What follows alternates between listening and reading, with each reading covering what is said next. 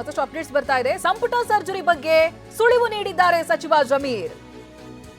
ನಾನು ಇಷ್ಟು ದಿನ ಸಚಿವನಾಗಿ ಇರ್ತೇನೋ ಗೊತ್ತಿಲ್ಲ, ಎಷ್ಟು ದಿನ ಸಚಿವನಾಗಿರ್ತೇನೋ ಗೊತ್ತಿಲ್ಲ. ಅಲ್ಪಸಂಖ್ಯಾತ ಕಾರ್ಯಕ್ರಮದಲ್ಲಿ ಸಚಿವ ಜಮೀರ್ ಅಹ್ಮದ್ ಹೇಳಿಕೆಯನ್ನ ಕೊಟ್ಟಿದ್ದಾರೆ.